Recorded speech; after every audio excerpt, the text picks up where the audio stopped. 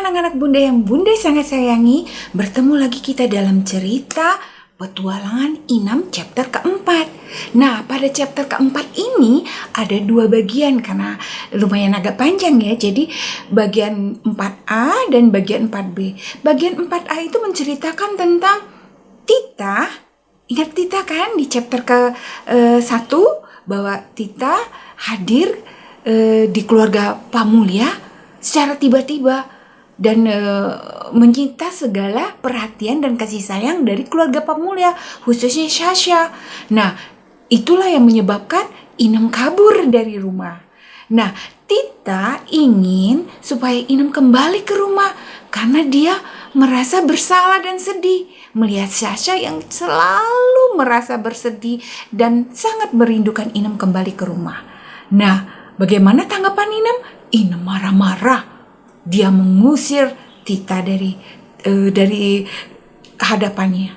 Nah, untuk chapter ke-4B atau chapter ke-4B itu bercerita tentang penyelamatan Tita yang diculik oleh dua penculik yang sangat jahat.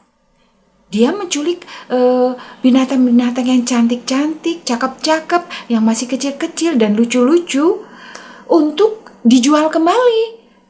Nah, dijual itu untuk apa?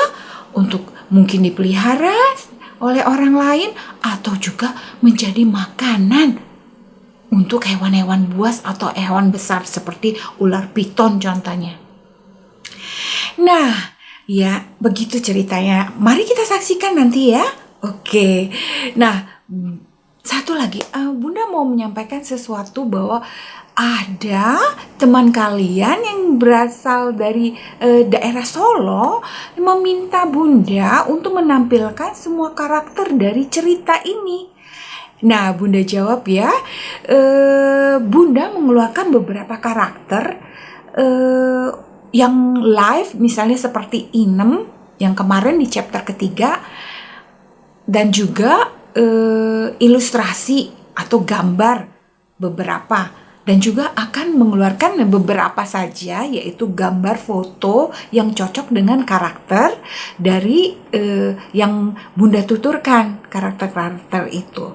Dan Bunda bisa ambil fotonya yang mirip-mirip karakter yang juga yang membuat inspirasi Bunda untuk menceritakan karakter itu, atau juga Bunda ambil pinjam dari Google foto-foto yang cocok dengan karakter yang ada. Selebihnya Bunda berharap kalian bisa melatih daya imajinasi kalian sendiri dengan cerita yang Bunda tuturkan, ya.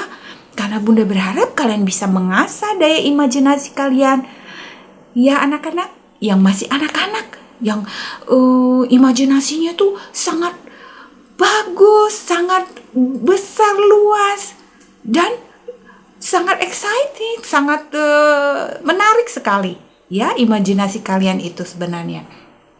Waktu Bunda kecil dulu ya, suka sekali mendengar cerita di radio. Banyak dulu cerita di radio. Tidak ada visualnya, tapi membayangkannya saja Bunda berimajinasi yang wow, seperti menarik sekali gitu. Nah, juga Bunda suka membaca novel atau buku cerita dulu, atau majalah cerita. Dulu ada majalah yang banyak sekali cerita-ceritanya, ya. Jadi dengan membaca cerita itu kita berimajinasi. Oh, kira-kira seperti ini. Kita bisa bebas berimajinasi seperti yang kita pikirkan sesuai dengan tuturan itu, gitu. Nah, saat berimajinasi itu karakter-karakter itu tuh seperti hidup, seperti lebih seru gitu. Nah, seperti misalnya contoh novel Harry Potter gitu ya. Itu cerita di novelnya itu tuh lebih seru dan lebih banyak adegan-adegan yang sangat bagus sekali ya. Beda dengan filmnya yang visualnya. Filmnya itu memang juga bagus sih, tetapi kalau novelnya, kalau kalian membaca ya, itu lebih banyak lagi ilustrasi dan juga kalian mengasah imajinasi yang lebih luas dan lebih hebat lagi.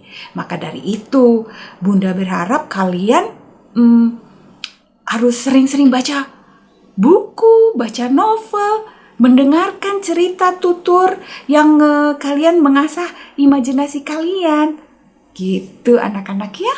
Nah, ya begitulah. Nanti kita saksikan yuk, kita dengar yuk ceritanya kelanjutan dari Inem, yaitu petualangan Inem chapter keempat ini. Supaya imajinasi kalian lebih berkembang, dan kalian juga mungkin nanti kalau sudah imajinasinya terasah, kalian bisa juga membuat cerita, ya, cerita yang bagus-bagus, yang seru-seru, ya anak-anak ya. Ayo kita coba mengasah imajinasi kita, ya. Oke, yuk kita dengar ceritanya. Oh ya, jangan lupa di subscribe ya dan di like supaya nanti kelanjutannya kalian bisa cepat mendapat infonya. Oke? Di pagi yang cerah, Inem dan sahabat-sahabatnya sedang bermain kejar-kejaran. Mereka baru saja makan bersama. Bos dan Viko terlihat sedang menggaruk-garuk pintu kayu untuk meruncingkan kuku-kuku mereka.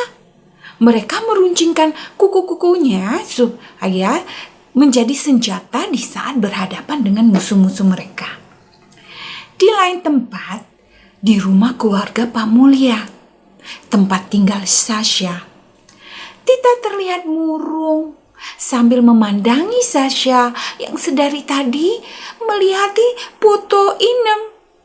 Dan sesekali air matanya jatuh ke pipinya.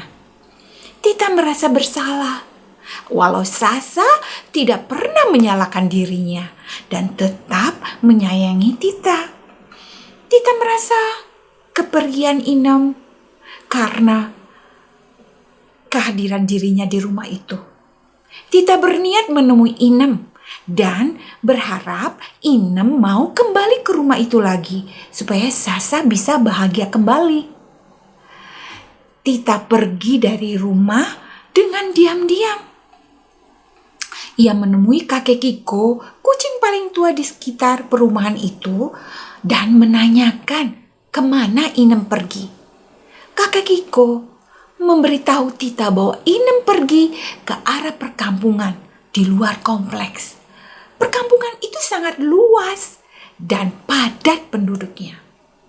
Tapi Tita tidak peduli dan ia tetap ingin pergi ke perkampungan itu untuk menemui Inem. Tita berjalan dengan lincah melewati jalan-jalan kompleks yang besar dan kemudian ia berjalan melewati jalan-jalan yang menyempit sesuai dengan petunjuk dari kakek Kiko. Semangatnya menyala-nyala dan wajahnya penuh dengan senyuman. Ia yakin dengan apa yang ia lakukan akan membawa kebahagiaan untuk Sasha yang sangat ia sayangi. Di rumah, Sasha mencari-cari Tita. Ia langsung menemui Bunda dan menanyakan keberadaan Tita. Namun Bunda tidak tahu di mana Tita berada. Sasha menjadi khawatir akan kehilangan lagi kucing kesayangannya. Pertama Inem hilang, sekarang Tita pikirnya. Ia menangis dalam pelukan Bunda. Bunda merasa sangat sedih melihat Sasha menangis karena merasa kehilangan kucing-kucing kesayangannya. Tita yang berjalan cukup jauh merasa kelelahan. Ia berhenti di sebuah rumah yang pintunya terbuka dan terlihat sepi di dalam rumah itu. Walau di luar rumah banyak sekali orang berlalu lalang. Seorang ibu setengah baya melihat keberadaan kucing kecil yang lucu itu dan kemudian ia memberikan sepotong ikan goreng pada Tita. Tita yang semula takut didekati akhirnya mendekat dan kemudian menyantap ikan itu dengan lahap. Kemudian ibu itu yang bernama Ibu Hala memberi Tita minuman di dalam mangkok kecil. Tita yang kebetulan sangat haus meminum air itu. Namun di saat Tita selesai minum, ibu itu langsung menggendong Tita dan membawanya ke rumahnya yang berada di sebelah rumah tempat Tita beristirahat itu. Tita merasa kaget dan meronta minta diturunkan. Tapi Ibu Hala tetap menggendong Tita. Dia sangat menyukai Tita yang lucu dan terlihat sangat menggemaskan. "Kau tinggal sama ibu saja ya, Trili. Namamu sekarang Trili ya sayang," ucap Ibu Hala sambil mencoba mencium-cium Tita. Tita meronta ingin turun dari gendongan Ibu Hala.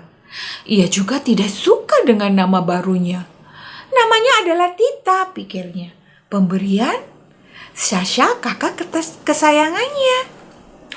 Ia juga ingin segera pergi dari rumah itu untuk segera mencari Inem.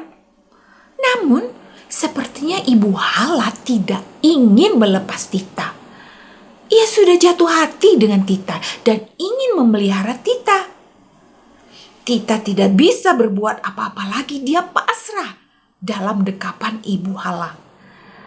Ia terlihat sangat pasrah dan tidak bisa berbuat apa-apa. Namun, di saat Ibu Hala sedang masuk ke kamar mandi dan Tita diletakkan di atas kursi, Tita langsung melompat ke meja dan kemudian melompat keluar jendela. Setelah itu ia pergi sejauh-jauhnya, kabur dari rumah itu. Ibu Hala keluar rumah dan mengejar Tita sambil memanggil-manggil. "Trili, ayo pulang Trili, ayo pulang, ayo sayang pulang," teriaknya pada Trili, maksudnya pada Tita. Tita menambah kecepatan larinya. Ia terengah-engah dan hampir terjatuh karena mencoba melompati trotoar jalanan di jalanan kecil itu. Langkah Ibu Hala lebih cepat dibanding langkah Tita yang kecil itu. Ibu Hala hampir meraih buntut Tita. Namun, ada Viko yang mencoba berdiri menghalangi Ibu Hala. "Minggir kucing nakal!" bentak Ibu Hala pada Viko. Tita sedikit lega dan bisa sedikit menjauh dari kejaran Ibu Hala. Viko tiba-tiba kembali berada di depan Ibu Hala dan menghalanginya. "Ini kucing nakal sekali, sana jauh-jauh!" bentaknya sekali lagi pada Viko. Namun bukannya Viko berhenti menghalangi Ibu Hala. Malah ia semakin berani dan melakukannya berkali-kali. Sampai akhirnya Ibu Hala menyerah untuk mengejar Tita. Tita akhirnya selamat dan berada di tempat yang aman, yaitu di sebuah pos ronda kampung. Tak lama kemudian Viko datang. "Terima kasih atas bantuannya ya Kak," ucap Tita pada Viko. Kamu mengapa kabur dari ibu itu? Apa ia menyiksamu?" "Ibu itu bukan ibu pemeliharaku, Kak. Aku baru saja bertemu dengannya dan ia ingin memeliharaku. Aku ke kampung ini ingin mencari kakakku yang bernama Inem. Kakak kami Sasha sangat bersedih saat Kak Inem pergi dari rumah." "Oh, kamu ya yang bernama Tita. Kok kakak tahu? Apa kakak kenal dengan Kak Inem?" Viko tersenyum dan langsung mengajak Tita ke rumah yang ia tinggali bersama teman-temannya termasuk Inem. Sesampai di rumah itu, Inem kaget dengan keberadaan Tita. "Mengapa kau ke sini? Bukannya kau sudah senang di rumah dengan limpahan kasih sayang dari semuanya?" hardik Inem. yang spontan marah melihat kehadiran Tita. Kak Sasa sangat merindukan Kak Inem. Dia sering menangis sambil memandang foto Kak Inem. Pulanglah Kak, ucap Tita dengan lembut pada Inem. Aku tidak mau pulang. Kamu saja sana. Mereka lebih menyayangimu dan sudah melupakan aku. Sana pulang, jangan ganggu aku lagi, bentak Inem dengan suara keras dan meluapkan amarahnya. Percayalah Kak, Kakak Sasa, Bunda dan Ayah sangat menyayangi Kakak juga. Mereka sangat ingin Kak Inem kembali ke rumah, berkumpul kembali seperti dulu, ucap Tita sedih. Dan bila Kakak tidak ingin aku di rumah itu, aku akan pergi saja Kak. Tapi Kakak harus pulang, pinta Tita penuh harap. Tidak, Aku bilang aku tidak mau pulang. Pergi kau dari sini. Aku tidak suka melihatmu, teriak Inem penuh amarah. Teman-teman Inem kaget melihat Inem bisa sekasar itu pada kucing kecil yang lucu itu. Tapi mereka mengerti mengapa Inem seperti itu. Mereka merasa kasihan dengan Tita yang sangat ingin berbaikan dengan Inem. Tetapi mereka tidak berani berkata apa-apa. Mereka hanya diam. Tita merasa sedih mendengar perkataan Inem tadi. Dan ia merasa dirinya bersalah yang menyebabkan Inem pergi dari rumah. Usahanya untuk membawa Inem kembali ke rumah gagal. Ia pergi dengan langkah lemah dan wajah sedih. Pulanglah ke rumah, Tita. Nanti pelan-pelan aku akan bicara pada Inem supaya ia mau menemui Sasha, ucap Viko yang merasa kasihan pada Tita sambil melangkah mengantar Tita keluar dari rumah itu. Tita mengangguk pelan dengan wajah sedih dan kecewa. Ia berjalan keluar rumah itu dengan langkah berat dan pelan. Sekali lagi ia menoleh kepada Inem. Tapi Inem memalingkan muka dan masih dengan raut muka masam dan marah. Tita kemudian langsung berlari pergi dengan menangis. Ia tidak menyangka niat baiknya sama sekali tidak disambut oleh Inem. Semua mata memandang Iba dan Tita pada Tita, termasuk bos yang sedari tadi hanya mengamati saja dan tidak bisa ikut campur dalam masalah Inem dan Tita. Tita berjalan melewati jalanan yang pernah ia lalui. Namun, di saat menuju jalanan sempit, ia berpapasan dengan Ibu Hala lagi. Ibu Hala langsung berusaha menangkap Tita. Untung ada Viko hadir kembali dan menghalangi Ibu Hala. "Cepat lari Tita!" teriak Viko di saat menghalangi Ibu Hala. Kau lagi, dasar kucing nakal!" teriak Ibu Hala geram sambil melayangkan sandalnya ke tubuh Viko. Viko dapat menghindar timpukan sandal Bu Hala. Di saat Tita telah tidak teriak lagi, ia baru segera kabur.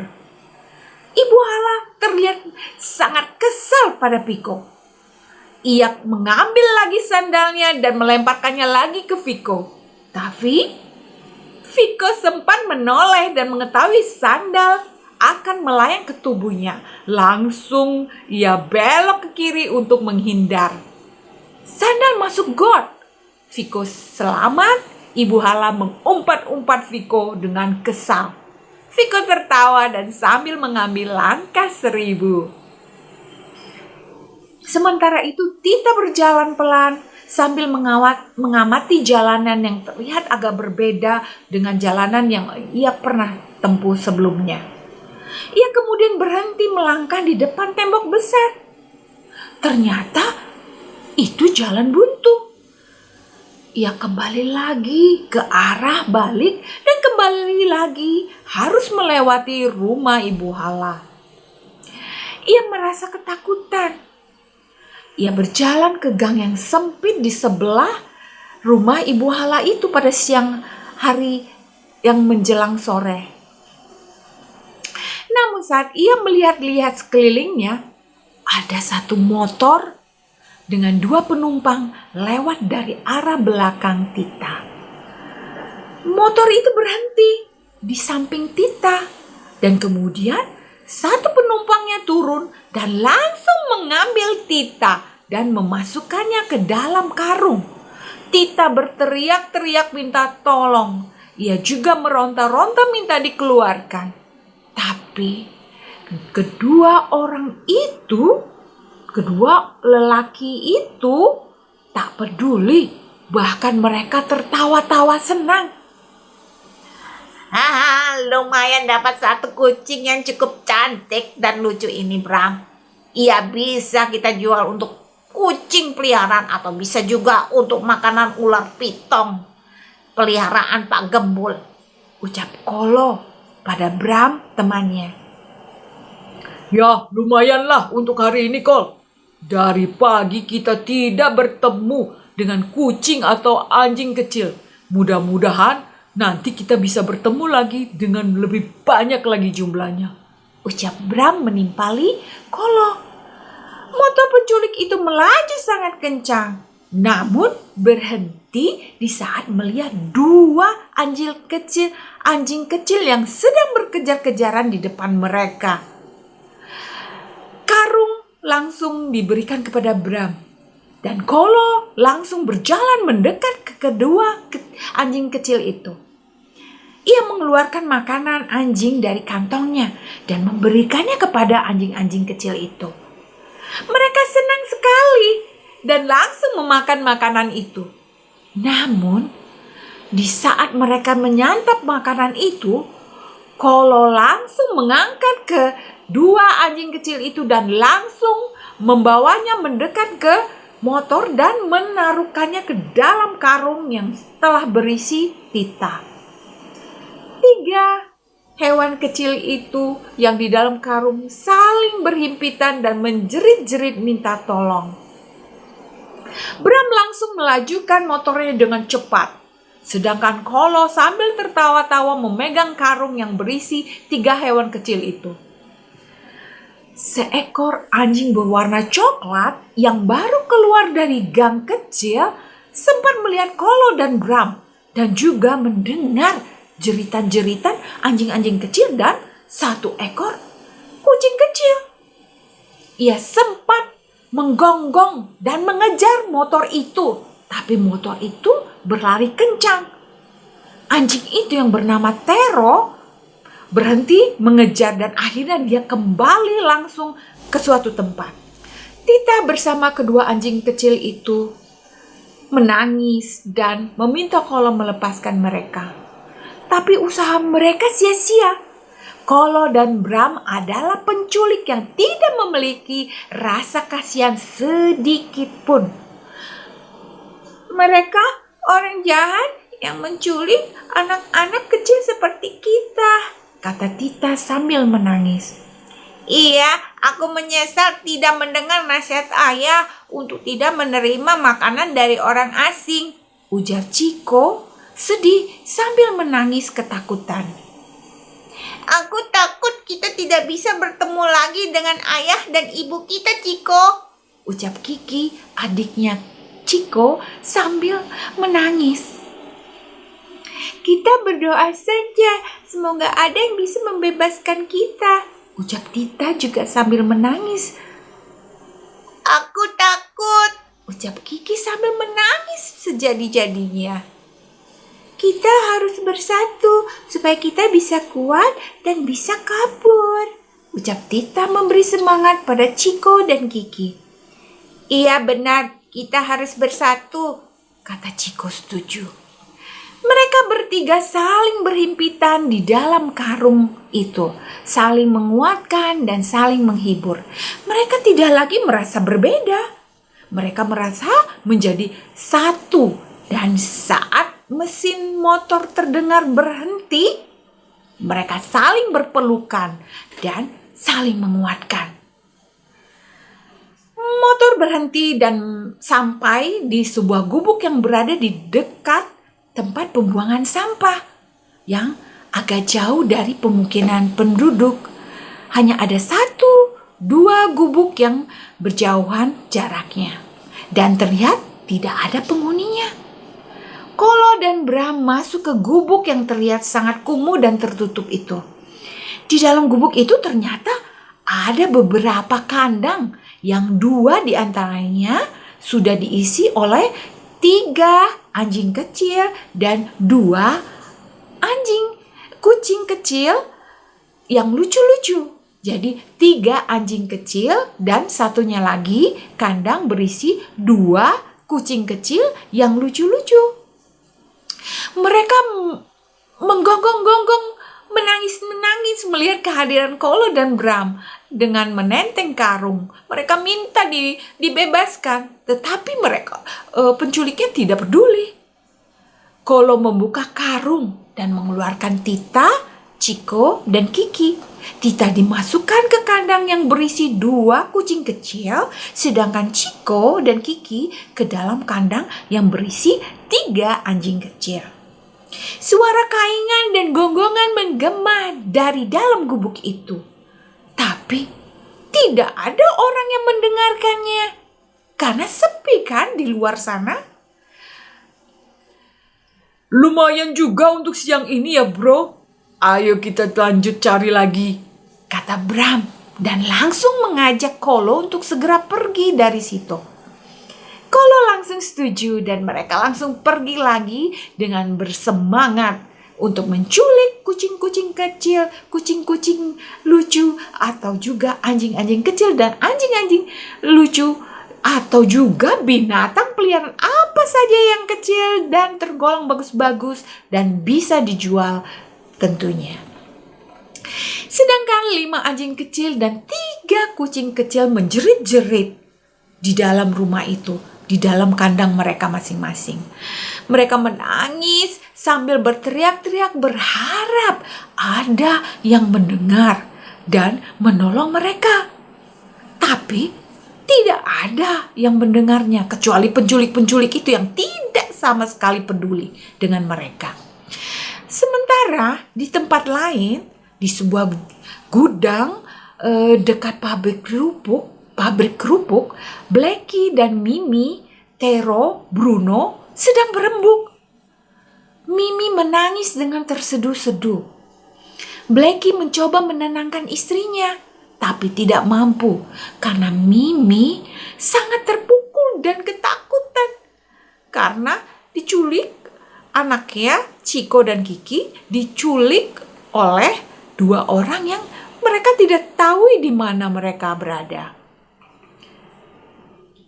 2 orang itu memang sering terlihat di daerah sini dan kadang juga mencoba masuk kompleks, tapi tidak berhasil karena dihalau satpam kompleks. Mereka menculik binatang-binatang kecil untuk dijual dan juga dijadikan makanan ular piton dan binatang buas lainnya. Maafkan saya, Blacky.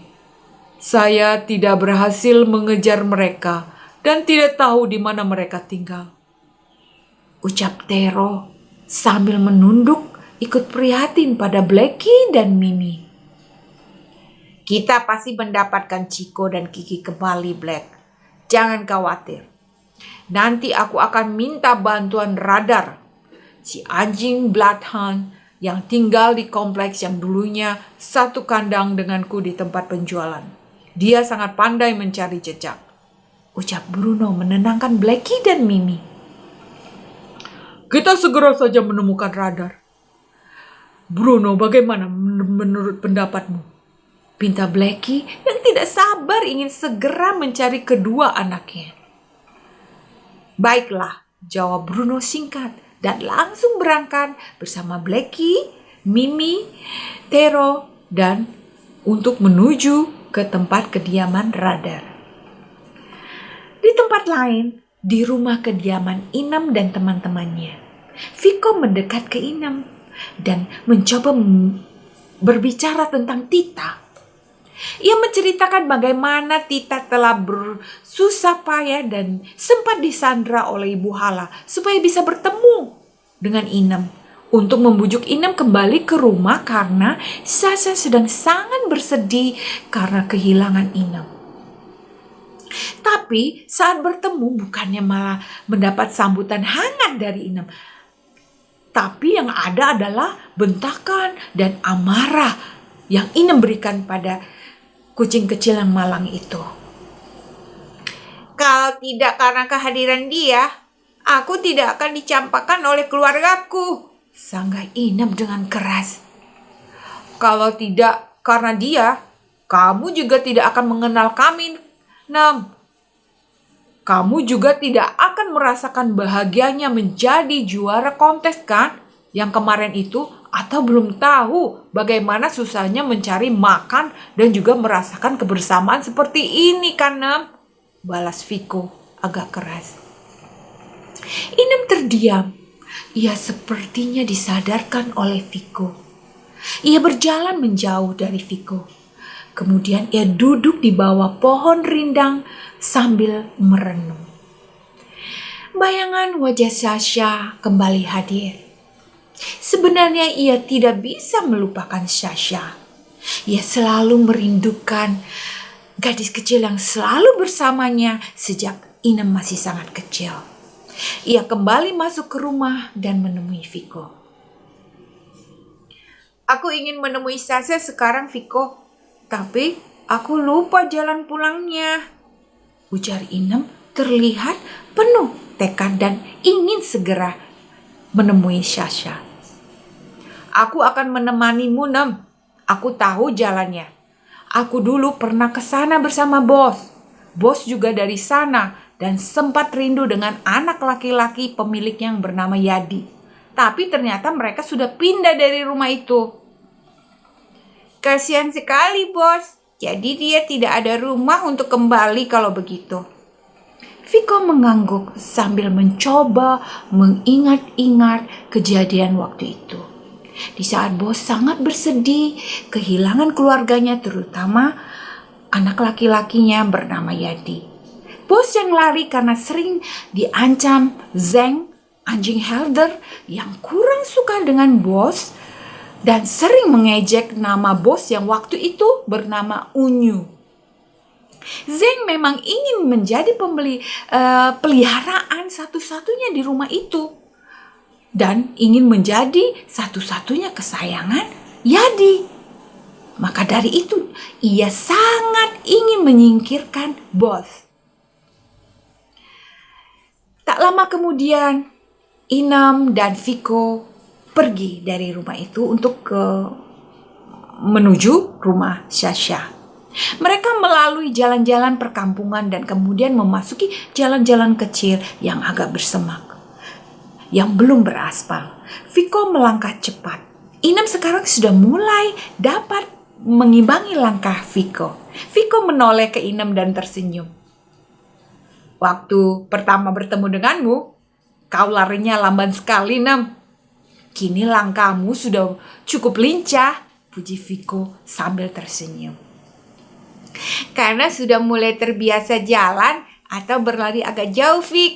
Di samping itu, berat badanku juga sudah turun kayaknya. Karena langkahku terasa lebih enteng sekarang, ucap Inem dengan bangga dan tersenyum.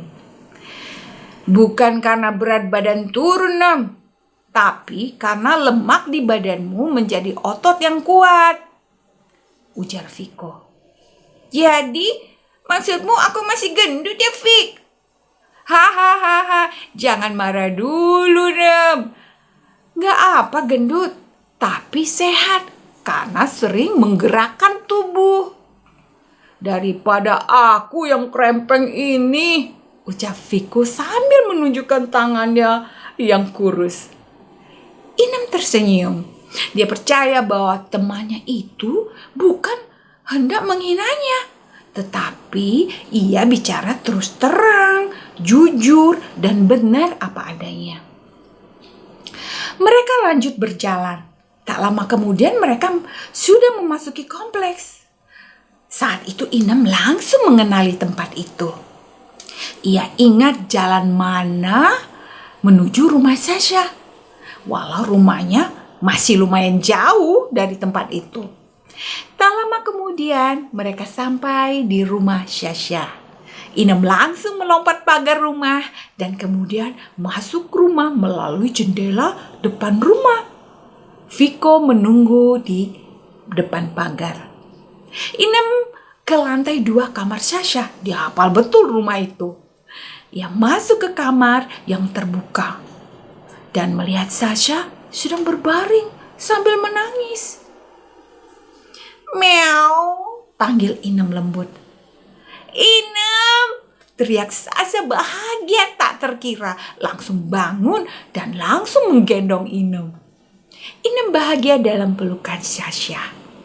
Sasha bahagia tak bisa menahan tangisnya. Jangan pergi lagi, Inem sayang. Aku takut kehilanganmu lagi. Tita pergi pagi ini, entah kemana. Dan sudah dicari kemana-mana, tidak menemukannya. Aku sedih sekali rasanya, Ucap Sasha lirih. Inem kaget dan tidak menyangka bahwa Tita tidak pulang ke rumah. Ia langsung ingin diturunkan Sasha ke lantai dan Sasha bingung melihat Inem dengan tingkah Inem. apakah kau tidak suka lagi denganku, Inem? Apakah kau akan meninggalkanku lagi? Tanya Sasha sambil menangis. Miau, Jawab Inem lembut. Ia langsung pergi meninggalkan Sasha yang terlihat terpukul dan sedih. Ia tahu pasti Sasha sedih saat ini. Tapi sesungguhnya Inem pergi karena ingin mencari Tita. Ia takut Tita diambil atau diculik orang lain. Jadi tidak bisa pulang ke rumah Sasha. Inem berjanji akan kembali lagi ke rumah dengan membawa Tita balik untuk Sasha.